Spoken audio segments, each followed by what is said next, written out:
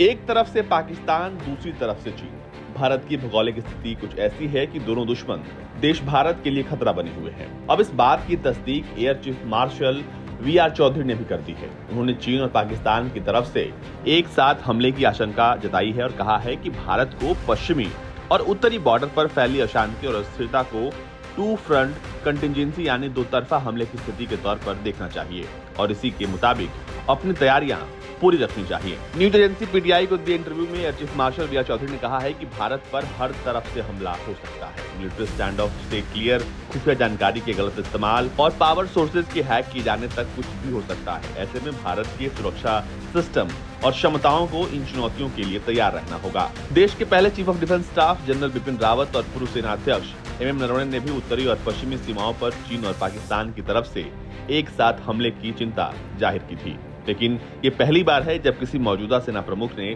दो तरफा युद्ध की आशंका जताते हुए डिटेल प्लान बनाने की बात कही है। उन्होंने कहा है कि एक देश के रूप में हमें अपने निकटतम और भविष्य के सभी खतरों का सटीक आकलन करने की जरूरत है ताकि जरूरी क्षमताओं को तैयार किया जा सके। दोनों देशों के बीच बॉर्डर को लेकर चल रहे विवाद के बावजूद चीन ने उत्तरी लद्दाख में बॉर्डर के पास अपने फाइटर जेट्स तैनात कर रखे हैं।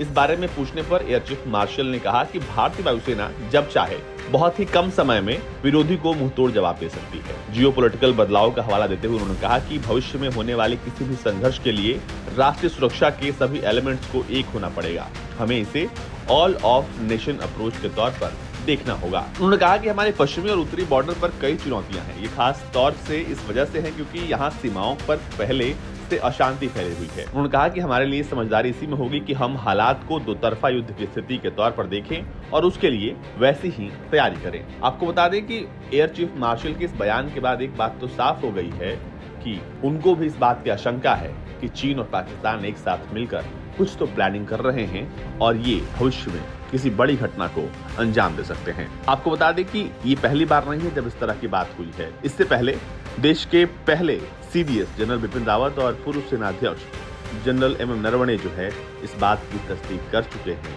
और अब जब ये बयान आया है तब ऐसे में भारत की तीनों सेनाओं को अपनी तैयारियों को पुरजोर तरीके से पूरा करना होगा ताकि दो फ्रंट पर लड़ाई लड़ी जा सके। ब्यूरो रिपोर्ट, भारत तक।